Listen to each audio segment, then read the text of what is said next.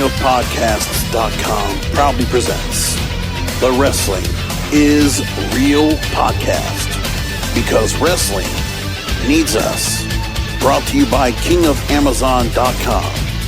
KOP is all about Amazon, and so should you.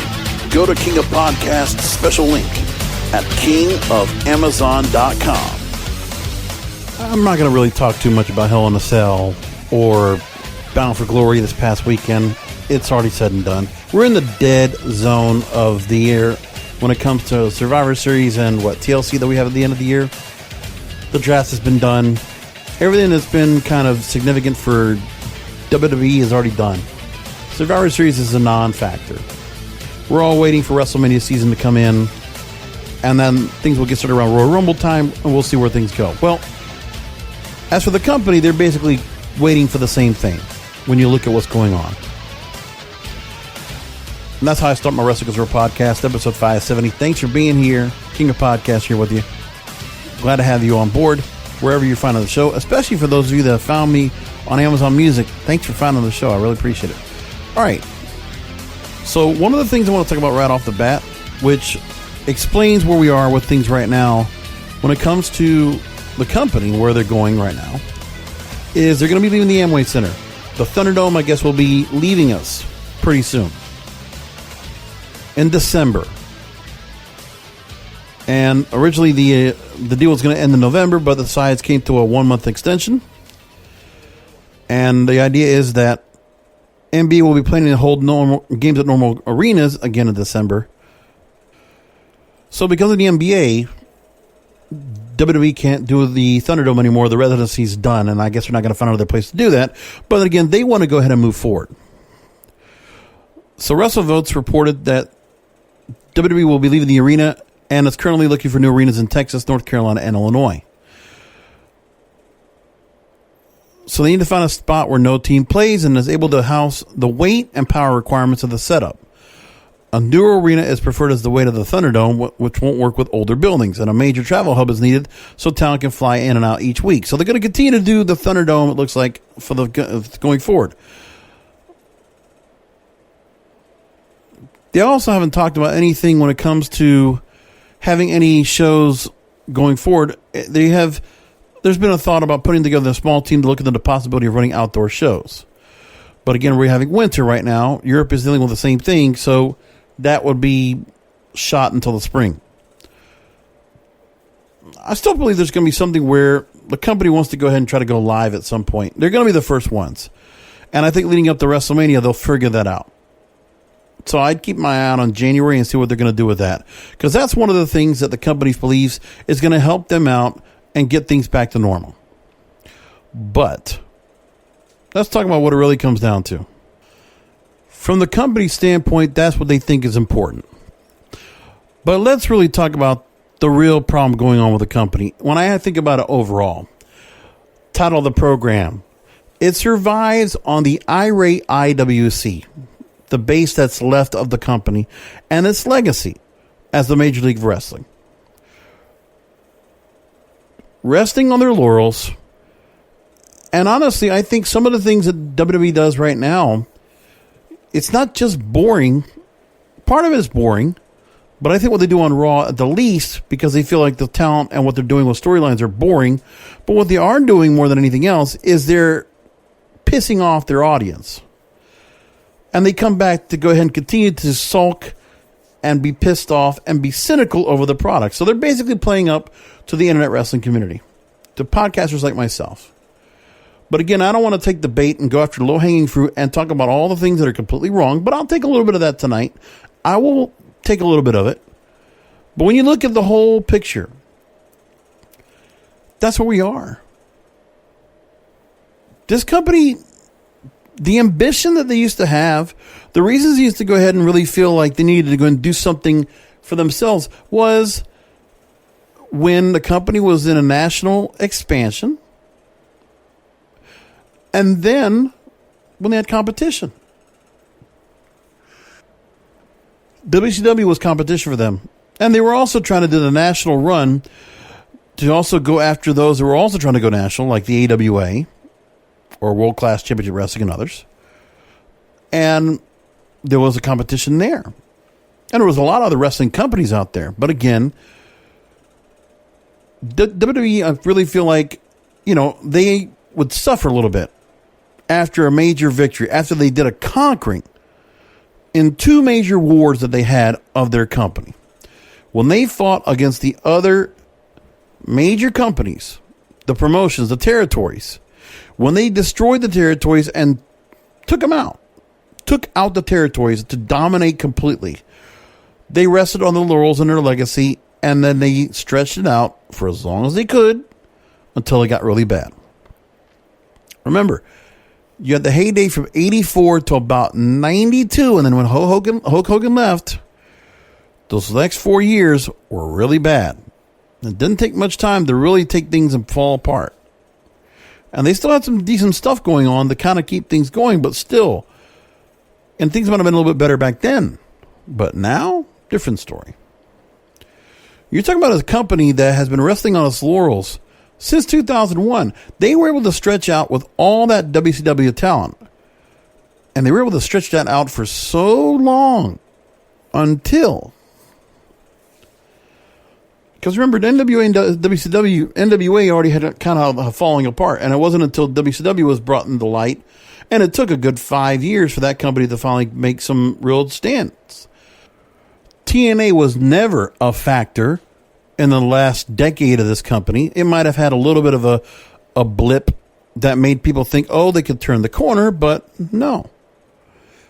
And everybody was basically living off of the 90s. Every promotion was living off the 90s. ECW took a little bit of that. But then, they couldn't stay around through the 2000s, only up to 2001. WCW the same way. And then MLW tried to come in, but it wasn't enough. And TNA had just started their pay-per-views, and they did build up a little bit. And they got to a certain point by 2010 where they could have a chance. But again, you're also talking about some stars that were kind of going down. And WWE has always done a thing where they've been able to live off the star power of other companies in some cases to kind of keep things going, to kind of stretch out without having to do some real heavy lifting. Any real solid, compelling creative. You think about that. Look at all the stars they've taken from other companies. The 2010s, they have pillaged Ring of Honor and they've pillaged TNA. Because there's a bunch of stars when you look on that roster we're going to look at that are important. And at the time, the plan to try to build for the future so that, by 2010, when the developmental system was not bearing fruit anymore, OVW was gone. WW was really the last place to really build something really big. They did bring in NXT. They brought in FCW, but then turned into NXT. And NXT's been around for, 8 years, 7 years now? 2012? What have we gotten since? Again, we see the Fiend. He's been around for a long time. We have Roman Reigns still there, right? Been there for a long time. Seth Rollins been there for a long time. And then you're living off of stars that came from the Ruthless Aggression era. Randy Orton, Drew McIntyre, MVP, Shelton Benjamin, Bobby Lashley. Look at this. They're living off of legacies from 10, 15 years ago. And then the bulk of your mid-card, a lot of TNA and Ring of Honor stars. Which, by the way, some of those NXT stars came from Ring of Honor. Remember that. So with all that said and done, what have they really done? They're not content with the stars they have. Again, they just stretched out as much as they could. They also stretched out the same thing when it came to WCW stars that they had for a long time, with only a handful of them really doing something special. Booker T, Rey Mysterio, right? Other than that, or Ric Flair, but really nothing else when you think about it. They've stretched their laurels and the legacy of other companies to stretch out and milk dry the opportunities. Because only at opportune times does the company need to go and do something to create significant change. Now, can it do it again? I don't know. I don't know if it's going to happen under Vince McMahon. for as long as he's going to still be around. I don't know if he's going to do it. He's too old for it. I don't think Vince McMahon can pull off another event again where he can go and pull something big that's going to bring people back and get the ratings back up and do something. It's going to be on the next people to helm. If it's Triple H and Stephanie that come in, I would believe I think Triple H, if he's the one that gets to go ahead and take the rock and run with it and work it with the other siblings of the McMahons, and Vince goes back and becomes chairman emeritus, right? And he lets the kids and Triple H run the show. I think one of the things that could happen down the line, but not right now, is that some of these people that are still stuck around with Vince, the Bruce Pritchards of the world, they'll be gone. Because with that new management, it'll just be like, it's time for a clean house. I need my people on board. And regardless of what Vince has, if Vince is letting me, if we're having the control, then we need to go ahead and change things up and get it right. Maybe they'll go with something different. Because do they have enough pull, enough leverage, enough influence into what's going on right now? No. I think Vince is still very much in control. He has nothing else to worry about. No XFL. No other things working on with him. He's just burrowing down into what he knows best. And Bruce Pritchard is the yes man. And it's going along. Maybe he'll interpret a couple things over to Vince so he can get it right. That's what I feel like it's like going on. And that's about it. But this company is hurting right now. And they have no answer. The NXT experiment has borne a bit of fruit, but not even close to what it needs. NXT should be generating at least 10 to 12 stars a year with the amount of people they come in with. There is no reason why they shouldn't be able to do better. Let's be obvious. But again, I also think it's because NXT only brings in stars that are not made for the main roster, because for the longest time, what WWE wanted to do with NXT was to make sure it was a hub for the stars of other companies to not be able to compete. They've been fighting to not have competition. And that failed. And it still made it where they weren't going to win. They were not going to stop another company from coming out and be able to do something. For the last 2 years, they've tried to do the AEW. It's not working now. It's not working at all. Look at AEW now. This is significant, but people might not take it too much to this, but let me just point this out to everybody out here, okay? So AEW, and compared to SmackDown on Friday nights, of course, one show's on Fox, one show's on cable, but here's what we got. SmackDown was on FS1, 881,000 viewers. So more than half the audience that they would normally get. But for a cable show, when it was in cable with AEW had a better 18 to 49 rating. There you go. AEW actually did better. It's just saying one thing that, if there's any little thing that happens, AEW can take a couple of victories here and there. They're getting close enough where they can get a couple of victories. They're not too far away. Because if they're able to go and get ratings for SmackDown, even though Fox has a pretty good promotional machine to get things out there, they could do something to get people to go and start talking, right? But here's the thing. Is the company going to respond to it? Are they concerned? They might have lost some money this year, but again, they'll have another quarterly call coming up. Can Vince still get away with another, we're working on the ratings, and damn it, we can just find something else to say that we're going to get ourselves together and, we'll work through. We have live shows we're working on once again. We're going to start working on some other ideas for outdoor shows. We're finding ways to go ahead and build things back up. Just keep spending money with us, shareholders. Keep spending with us. Because that's really who the response is. But again, the shareholders don't say anything, and they should.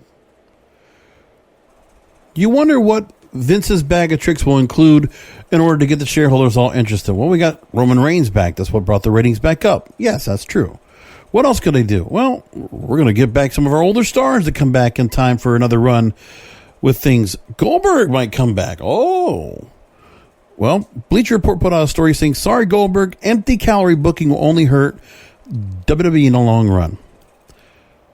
So, at the moment, he made a brief appearance, and there was some buzz about his potential return to in-ring action. But Bleacher Report's Chris Rowling reported, and he's right, Goldberg coming back and getting inserted into either main event scene would have terrible ramifications for all non-Goldberg participants involved. Cage side seats, Randall Ortman, he says that Vince McMahon still thinks there are plenty of the reasons to bring back Goldberg and have him on programs. This despite plenty of evidence to the contrary in recent years. We can start with the season premiere of SmackDown when Goldberg was billed as an appearance in the Thunderdome and the ratings needle didn't move at all. Then he has the idea of having a botch-filled match against Undertaker in 2019 where he had a match against Dolph Ziggler to rehab his image a little bit.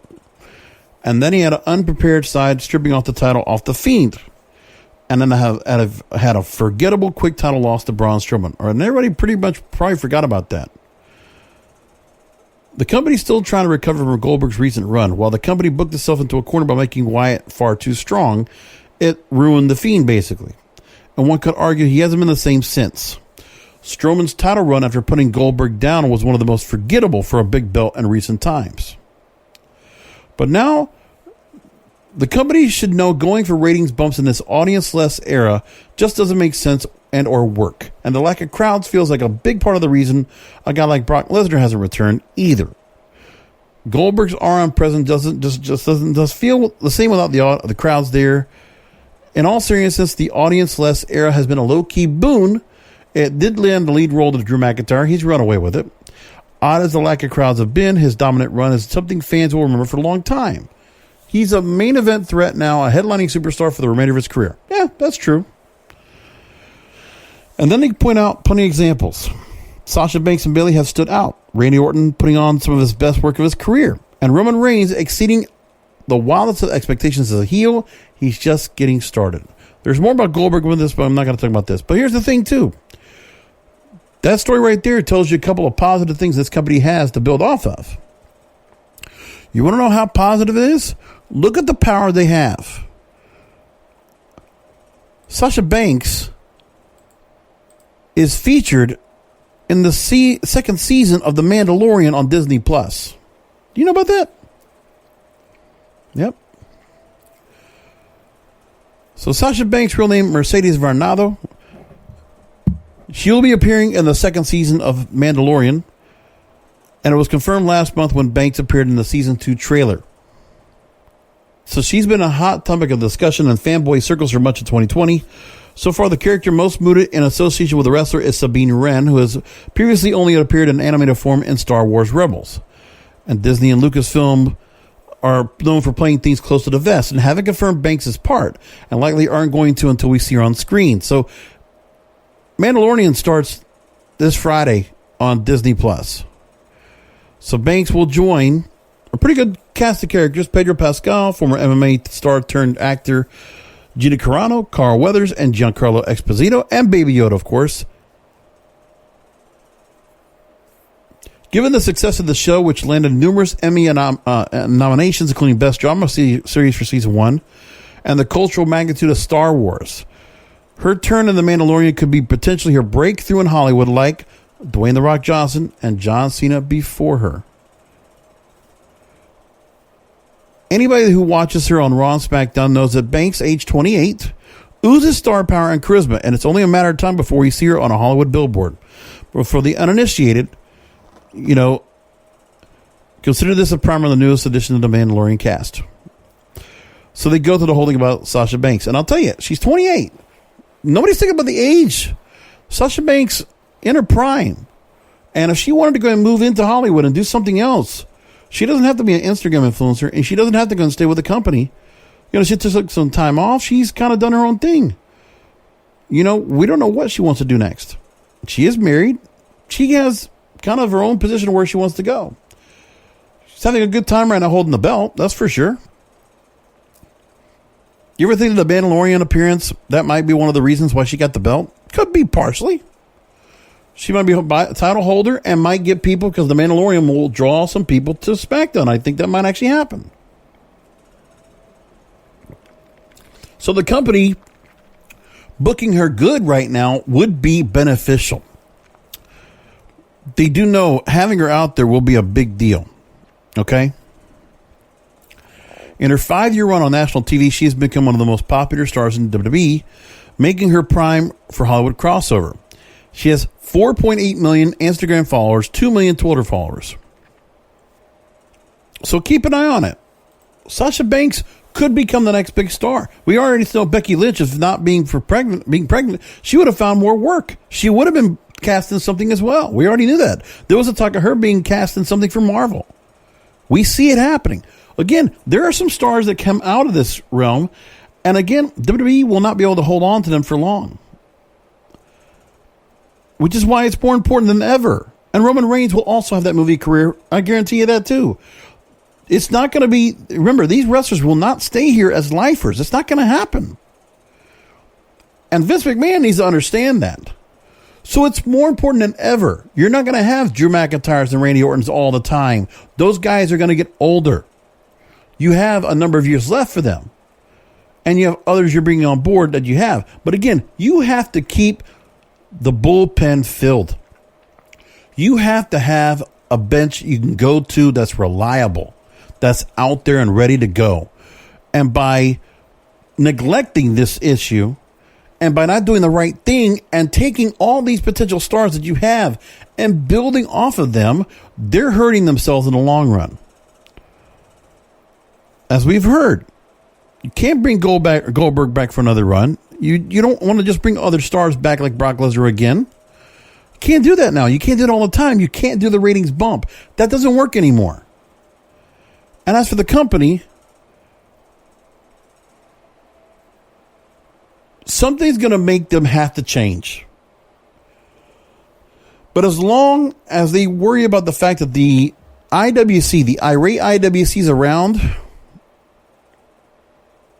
and the cynicism and the anger and the frustration and the angst they have for this company, it will keep them watching. They'll watch the train wreck. They'll complain about Raw and SmackDown. Of course they will. They'll complain about the NXT stars that should have done better. Look at me. I've talked about Matt Riddle and Keith Lee. Same thing. So let's take some stories around the bend here about what they've done so far with what they've been doing. So a Raw review from Bleacher Report I want to take from this real quick. They mentioned that The Fiend is making for an intriguing WWE Championship program, his revenge. So the name Randy Orton ignited a rage of Bray Wyatt along the phrase "burn the house down," which was the whole idea of that original match they had back a while ago, where they did Randy Orton and Bray Wyatt, and Randy Orton burned down Sister Abigail's house. That's pretty much right. The Wyatt compound. So they're going to go back to that now. So that goes back to Orton's 2017 feud with Wyatt, in which he portrayed the Wyatt family en route to winning the WWE title. And he stared down the title holder before watching as a new champion brawl with Drew McIntyre to close out the show. With one segment without giving away any physical interaction between them, creative hinted at Orton's post-Survivor Series program in grand fashion. Not a question of if, but rather when the Fiend comes for his title and the revenge that has eluded him for 3 years. So that's a good story. But that will not take over the whole show. You got to fill the rest of that 3 hours with something else. If McIntyre gets in the way, he'll feel the wrath of the Fiend. So there's an idea possibly of a three-person layered feud over the title that could bring an air of freshness to the McIntyre-Orton feud. Miz also holds Money in the Bank briefcase, so the main event scene on Raw could have something going on. It was a smart move to take the briefcase off of Otis and let Miz have it. It's better. It's not great. But it doesn't take that much to get Miz relevant again with that Money in the Bank briefcase. Because he's had it before. I think you got to get a little credibility now. He hasn't been losing a lot as a single star, right? I mean, he did, in essence, win the feud over Shane McMahon. He did, in essence, he's around with Morrison, and they've been working together as tag champs, and the tag teams are going on. So you got that going for you. Alexa Bliss now has her role as the Harley Quinn at WWE. And... Sorry, I don't know that one. And Alexa wants to respond back. So there you go. My Amazon tap. So anyway, she did have an appearance, and she is definitely playing the Harley Quinn character up really good. And she's not bad with it. She's devoted to the character. It's good. It's interesting. She definitely... she's playing up the evil, twisted kind of thing. And listen, I think that was the best thing they could do with The Fiend, was to add her to the ensemble. I actually like that a lot. So as for that, that's what's most important of what comes from Raw. Otherwise, the Survivor Series sucks. The build for the team matches, no importance whatsoever. Retribution, again, with Hurt Business, doesn't matter whatsoever. Nothing at all. It is what it is. That's what they're going to do. Now, I want to take one other story that really encompasses what's going on with the whole build of the company and what they're doing. Bleacher Report also mentioned their 10 most important stars on Raw and SmackDown right now. So I want to take what names they put on here and see if there's anything important that we should bring up. This is from last week, so I didn't bring it up, but I thought this would be nice to bring across to my whole theme, my whole arc of my argument tonight, which won't be too long. I'm almost done. So they mentioned the Hurt Business are very important. At the moment, they're saying, they're looking at Braun Strowman, Charlotte Flair, Keith Lee, Sheamus, Jeff Hardy, and Matt Riddle as the backbone of the Raw division of what they have right now. New Day, Nia Jax, Shayna Baszler. They're just not being putting anything really good. Let's just say that. SmackDown, you have Bianca Belair, which they are putting a little bit of a push on. I can see that. I obviously see something with Street Profits, which I don't see. And Big E right now on a singles push. Could they be looking at him being something more of a chance at a title reign of some kind? Kevin Owens, King Corbin are also on that list, and also Lars Sullivan is also on that list as well. So at the moment, they have a lot of stars that just don't mean anything at all. Seth Rollins means nothing right now. That character is just persona, not important. AJ Styles, putting him over with the big guy, it's just something else just to continue to keep the upper mid-card level for AJ Styles. Otherwise, they feel like they need to put somebody with him to accompany, if it's not the Good Brothers. Now they have Jordan, whatever his name is. Sami Zayn and Otis, it's, again, mid-card, which SmackDown has a little bit more of a mid-card, something that's a little bit interesting. Asuka on Raw, I really feel like that whole gimmick right now has gotten tired. I'm not much into it. Daniel Bryan working a little bit more now, but again, he is so on the background compared to everything he was doing before. Randy Orton right now, that's one thing where it's okay. Again, depending on who he works with. The thing with The Fiend might work really well. But there's not enough there. Again, there's just not enough. When you look at who we just talked about right now, who they have. Sasha Banks, Bayley in their prime, but the truth is, Bayley might stay around for quite a while in this company, but I think Sasha Banks will be on the way out at some point, and she'll move on. Drew McIntyre, I think, is a lifer. Look at AJ Styles, he's a lifer. He's just wanting to finish up, but he'll be done in a couple more years, I think. He'll, eventually probably get to a limited schedule, and then he'll just slow things down, because that's what he wants. That'll work for him, too. Seth Rollins, the Monday Night Messiah gimmick has been bad. And I think people are just tired of him now. He has X-Pac heat. It really does. If he was out there now, that's what it is. The Fiend, Bray Wyatt, and Alexa Bliss, listen, they've been around for a while, through NXT into the ranks. So for them now to get where they are, it is one of the few successes, I guess, for both of them and how they made things work out. So I can appreciate that. But again, everything that's out there, look at all the stars that were FCW based or NXT based. Only a couple the NXT stars from the initial onset of the new NXT have made it somewhere. Otherwise, no. Because of the people that you're talking about right now that are important, they are not in this. And of course, in this early article, again, there's about the Hurt Business. A lot of veterans and a Ring of Honor holdover, right? A Ring of Honor star that's been used screamingly bad through 205 Live and other things. Nia Jax, who's been down in developmental for a long time. Shayna Baszler, who did work at Ring of Honor, and she's been brought over here in NXT for a long time. I guess that's kind of a positive. And then you look at the stars they have, what were called the Red Brand's heavy hitters. Braun Strowman, so much potential, but now he's a wash right now. Keith Lee, so quickly, and Matt Riddle, NXT stars that you think, the NXT faithful, the IWC, these guys feel like these guys should be superstars right now, should be going for titles. They're not. They're being destroyed right now. They're being buried. At the likes of Bruce Pritchard, Jeff Hardy, and Sheamus. They've been around forever. They've held multiple titles, multiple everything.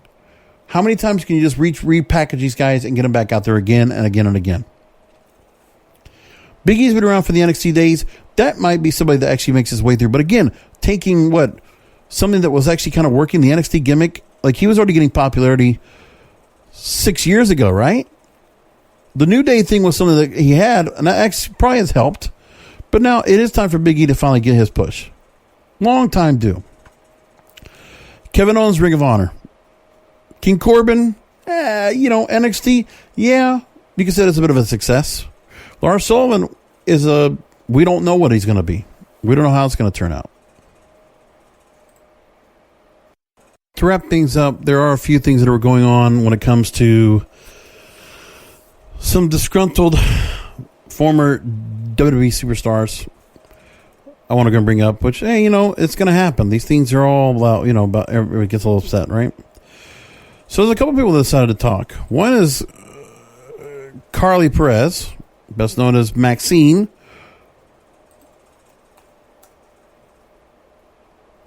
You remember. Also, Katrina and Lucha Underground. We forgot all about that. Man, it's been so long ago. So she was on the Wrestling Inc. Daily Podcast discussing her new film, Seized. And they talked about how WWE was threatening to crack down on talent's involvement with third-party entities. And she spoke on the control that WWE has control over talent because they can do it because they can. Quote, they pick and choose when they want to pursue certain things because they get a piece of it. And that piece of it's large. So if you're doing the work and you're putting in the time and you're doing the acting classes, you're out there hustling for yourself, why should they get a piece of that? There has to be some kind of ground of understanding. And so many of the talent, I get it. They want to grow and expand as much as possible. And that makes total sense.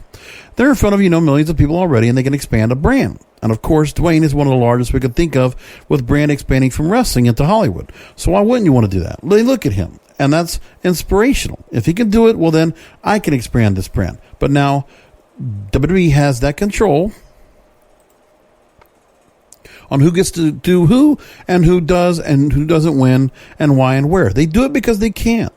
I don't know if they can do it for any other reason. They're just the fact that they can do it, and you're not going to say no. And the people who do say no, like myself, they're looked down upon. So the fact you can go and expand into something else, they don't want people knowing that that's because it's scary. That's nervous to them.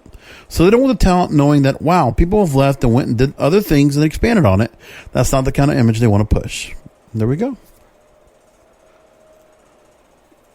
One other thing I saw that was really interesting from everything else was Mike Bennett speaking about him and his wife being on TV in their last run.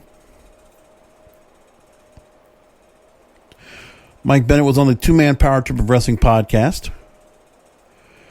He talked about his detail on his time in WWE, and he talked about the decision to leave, to have use his wife's last name. He said, it didn't bother me because I knew how the company worked. I knew trying to take my own name would be an issue because they want the rights to everything, and they can't clearly have rights to somebody's real name. But when they told us Mike Kanellis, I thought, as a worker, That's really good heat because I know a lot of people will be upset that a man took his wife's name. Didn't bother me because in my head, a name is a name. I'll let my talent speak for itself. And if it's a good way to get heat for the crowd instantly right out of the gate, sure, no problem. I'll do it.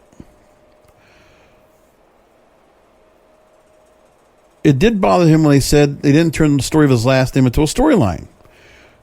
They did nothing with it, turned it into nothing. I took her name because I was less than her, and she's the bigger star. There was no story behind it, and it became a novelty act. We're going to give you her name because that will be really funny, ha ha ha ha, but we're not going to do anything with it. If there was a story and a purpose and a reason, great, let's do it. But if you just drop it and do it for shock value, it's lame and stupid, and nobody can run with that. And then there's a lack of communications in the company. He says that, nobody ever tells you what's going on. That's always the issue. My thing is I'm a grown man. I'm 35. I have 2 kids. If you don't like me or if you have a problem with my work, tell me so we can fix it. If we can't fix it, let's figure it out. Either let me go or maybe there's a different role. I don't like passive aggressiveness. I don't like playing games or playing politics. If there's an issue, tell me we can fix it or don't. It's about Vince. He says Vince is always nice to his face, but some of the things he's done lately is hard for me to wrap my brain around. Hard for me to be okay with the way he treated my wife. I asked for my release. I was ready to go. I asked for my release 8 months before the pandemic happened. Do I have every right to be pissed that they didn't release me when I could have gone, worked somewhere else and picked up another contract, and then they released me when I couldn't do that? Yes. As far as getting released, I knew I was getting released. I wanted to go. My wife didn't. We talked to them time and time again about firing me, but not firing her. I wanted my release. She didn't want hers. We were adamant that we were 2 separate talents. She should treat us differently. Not only that, she had more experience with the company. And then the fact that they released her on maternity leave after giving 10 years to a company than just fire her in the middle of a pandemic is a lousy thing to do with a person. A lousy thing to do with a person. Yeah. Agreed. Because of the fact that they are just... it's just this system as a corporation is so badly run and managed. They just don't care. They're just not concerned. They have their own thing they're going to do. And overall, I just look at that as one partial rant. I don't want to go an hour long tonight. I just thought there were some things to be said about everything they do now that is, just too much. It sucks. It's bad. So anyway, I'm going to leave it there. Thank you for listening in, finding the show as you always do. I do have one other thing I got to talk about. Should go and bring it up now. We do have Full Gear coming up, but that will not be until next week, but I'll do a quick little rundown of what they're going to be doing so far. The plan will be I Quit match, Jon Moxley versus Eddie Kingston. They're building that pretty well. Cody versus Darby Allin for the TNT title. Number 1 Contender Tournament final. Heyman Page versus Kenny Omega. Great way to finish up to the point.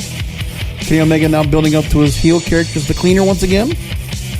FTR versus Young Bucks for the tag team titles. Elite Deletion. Matt Hardy versus Sammy Guevara. Chris Jericho versus MJF. Now built as a match after the Town Hall, which was pretty good tonight. If MJF wins, he joins this Inner Circle. Hikaru Shida versus Nyla Rose for the AEW Women's title, so rematch. For Nyla Rose going back to the title. And Orange Cassidy versus John Silver, Dark Order number 4 in the buy-in match. We'll look at that. Keep an eye on it. See what else they're going to be doing with it. But I'll talk more AEW next week, leading up to that next week. We'll talk about that. And some of the fallout from Bound for Glory, which I didn't get a chance to talk about because they did their stuff and I got to go watch what they did. So we'll talk about that next week here on another Wrestling is Real podcast, because wrestling needs us. Thank you for listening to the Wrestling is Real podcast, brought to you by KingofAmazon.com. Follow the King of Podcasts on Twitter, Instagram, TikTok, and on Facebook at Wrestling is Real. Subscribe to the Wrestling is Real podcast through all major podcast platforms, including Apple Podcasts, Google Podcasts, Stitcher, Spotify, Spreaker, and iHeartRadio. You can also look for episodes on his YouTube channel, youtube.com/JBRASCO951. You can find all this information and more by going to the website, WrestlingIsReal.com.